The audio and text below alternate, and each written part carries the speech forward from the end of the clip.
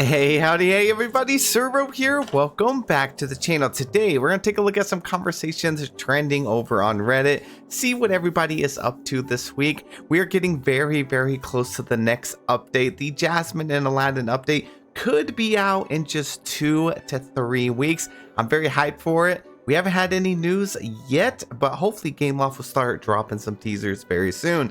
If you guys enjoy my content, please be sure to hit that like button, subscribe to the channel. Let's jump right into it.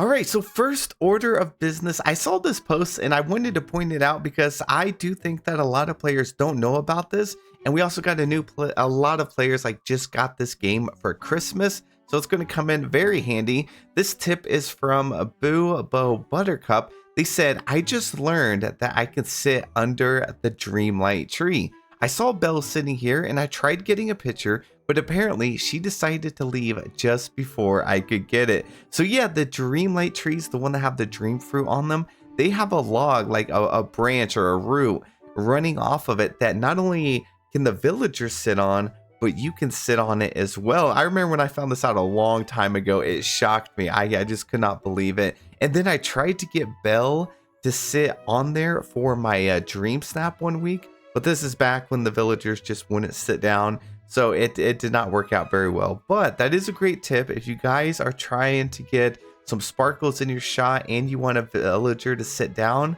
use these trees. There's only 4 of them total in the valley, but they are very useful. And then Shadowy Bramble brought up a very interesting topic. They said, how do you play the game? So hey everyone, I am struggling a bit with the endless text the characters have, and sometimes I accidentally skip the text without reading it. Also, when I had to decorate the different areas for Scrooge, I just placed the random furniture down and removed it after completing the quest. So my question is, how do you play the game? Do you play the game slowly or in bite-sized chunks? Do you skip all the character text? I'm going to go over this just in case you guys want to know how I play. So my question is, they said, how do you play the game? I mean, I have played it fully through multiple times, but like actually paying attention to all the dialogue and text, I've definitely did that the first time through just so I know the story and everything. But at the same time, back then we didn't have as much content as there is now, so it wasn't as taxing mentally to consume all of that dialogue as like if you were a new player now. Oof, I feel for you, it can get super overwhelming. So do you play the game slowly or in bite-sized chunks? Again, I play this every single day, but even back then I still played it every day. So I guess not bite-sized. I just play it too much.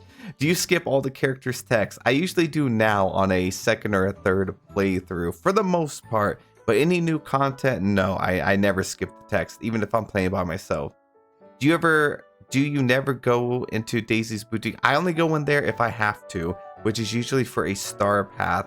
The Touch of Magic portion of the community kind of fell off majorly. Not too many people do the whole trading, and it's kind of a shame. Like I think Gameloft, when they implemented that update, they were hoping it would kind of revive Touch of Magic and get people to be inspired. I don't really see any trading going on too much on there. I think it's just they made it too complicated. It's not very user friendly to use Touch of Magic. So until they do like a complete overhaul, I don't see Daisy's Boutique getting too much love, but it is a really nice feature and I am happy it's in the game. Now, do you just focus on DreamSnaps or never do them? I always do them. I used to always do it on my second account, like my alt account, but since like December, I kind of stopped doing it on my second account, which I really should, but week after week, you know, it can definitely be taxing. But those are some great questions. Let us know down below how you play Dreamlight Valley.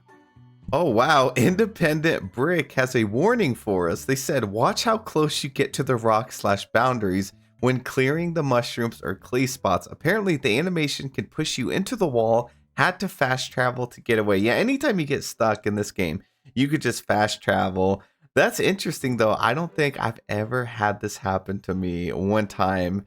I don't think I've ever been stuck on Dreamlight Valley at all. I'm curious how often this actually happens. But yeah, thankfully, I mean, there's no unstuck button in this game, but thankfully you could just fast travel and get out of there. Oh dang, now here's a fun post. We got Beneficial Dog 8680. They said Scrooge McDuck Dream Bundle. All the other Mickey and friends have a house, but not McDuck. Would you buy a dream bundle for Scrooge McDuck? I think it would be fun to get his mansion in Dreamlight Valley and come with a quest line for him and get a DuckTales dream style outfit. Oh my gosh, could you imagine? Actually, looking at this mansion, I forgot all about this. I would totally get this. And I think that this would be such a fun thing to have in the valley. I can't wait until we can get curved paths like this so you'd be able to create something. But having an actual mansion that's like this, a large house, I think would be really cool. We have the whole like haunted mansion and the Nightmare Before Christmas mansion, but I want another like really large building like this. I think it'd be fun. Let's see what this is. Oh, that'd be a nice little dream style. What is it? We only have Summer Scrooge dream style, I think. Something like this I think would be pretty fitting. They could have implemented it during the whole Dapper's the Light update, but yeah, Scrooge doesn't have his own house. I guess he wants to stay with all of his inventory and his money in his vault to make sure it's all safe. It would be nice. Remy, though, having his own extra hotel, that is just a building that I think most of us use for decorating, but it doesn't really serve too much of a purpose. It has a few quests in it, but I don't think Remy needs two large buildings like that. All right. Dangerous You 9963 said, this is what it looks like when 37 of your villagers are assigned to mining and you're using even more miraculous pickaxe polish. 92 citrine in one shot. You know, I've been known for like turning all my villagers into time benders or the snippet catchers, but I don't think I've ever turned all or even close to all of them into mining buddies. So I've never seen this before. It looks like they're playing on mobile, but this is just one single node and they got like 92. Oh my gosh, plus 16 for every single one. That's just from one rock. So you could go to every single mining node in the valley and have not only like unlimited gems for quests and decorating stuff, but you could take those and sell them for tons of money. You would just have to grind up those like manuals to actually convert your villagers. So if you didn't know, the more of a specific type of like trait that like say fishing, say you have 15 fishermen villagers, you'll catch more fish like whenever you go out fishing. So it's the same with mining and everything. And they actually did it for mining. That is crazy. Whoa, now here's something very interesting. We got Jaunty Hat or Hate that said DreamSnaps equals free money. They said, I'm the kind of nerd who has to keep track of every DreamSnap reward I've collected. Today, I decided to do the math and find the value of those rewards in real dollars. As of today, I've collected 164,000 moonstones in DreamSnap rewards. To buy that many moonstones, you could buy 11 packs of the highest one, which is $50, plus one pack of 5,500 at 20. That works out to 165,000 moonstones, rounding up. So just assume I'll get at least 400 or for the next DreamSnap. By that, admittedly somewhat lazy math, I figure Gameloft has paid me close to $550 to play this game. Yeah, this is very true. Like, being able to do DreamSnaps, I don't think people, oh wow, they actually do have a full-on graph here. Dang, very impressive, showing their rewards and their rank and everything. 433 upvotes on this post. Yeah, I calculated mine up too. It was somewhere near that. I think I got like close to 200,000 moonstones. I'll have to go back. I did it on a video that was a couple weeks ago. But yeah, Gameloft had essentially given me, like $600 to $800 worth of moonstones as well.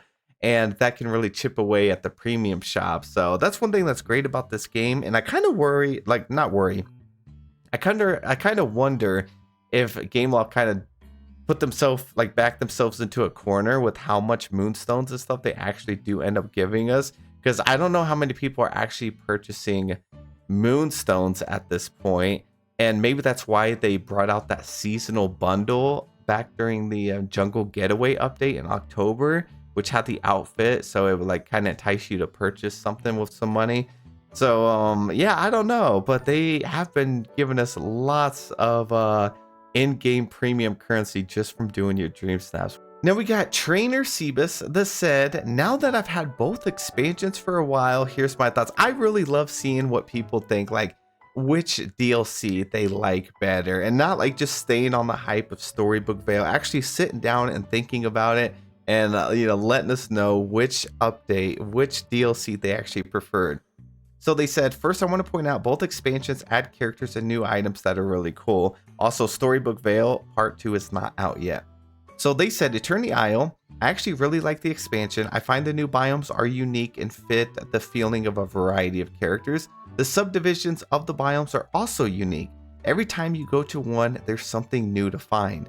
This expansion also adds mechanics that help the base game a lot. You can get the ancient machines, yes, very helpful, and they'll make tedious tasks simple. This doesn't mean there isn't flaws. There are also there are areas that have long tunnels that are irritating to get through. Also, I wish there were more wells for fast travel. Scramble Coin is a hit or miss depending on if you like it or a small board game. So that's the thing about Eternity Isle. They did give us the ancient machines, the time bending pieces, and Scramble Coin. Even if you don't really like Scramble Coin, I'm sure we can all appreciate that it brought something new to the game that you can continue to do.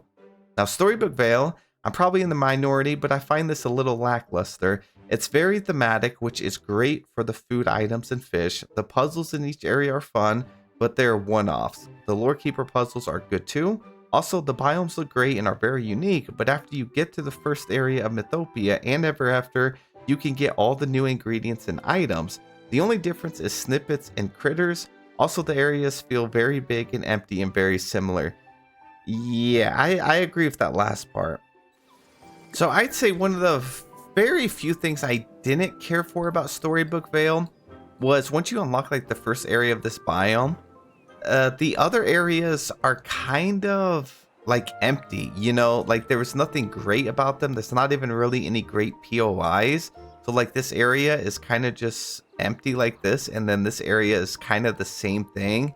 It was just kind of more of like a square or a rectangle, and then you come back here and it's kind of similar as well. So I was never truly inspired to decorate, and it didn't really seem like there was a lot of areas to explore or like secrets to uncover. And then it was kind of the same over on the Ever After side.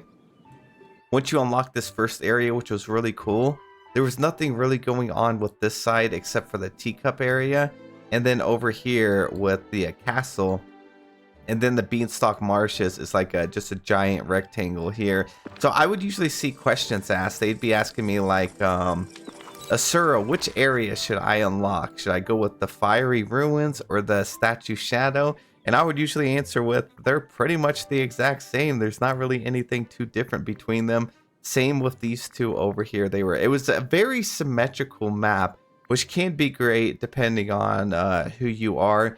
I would say Eternity Isle had a lot more curves, a lot of twists, a lot of turns, little hidden areas, a little more unique areas. But that doesn't mean either side is like better or not. It's just more down to your preference. I think this map right here is more down to they took some feedback because a lot of players got lost a lot in Eternity Isle. And so they did mention that they were going to simplify the next DLC, which was this one. And I think they definitely did simplify the map a lot more. The bind is incredible, though. I thought it was really fun, and I like how spacious it is as well. But yeah, let me know any of your guys' thoughts about all this stuff in the comment section below. I'm really curious what you all have to say. I hope you all have a wonderful day. Thank you so much for watching. I'll catch you in the next one.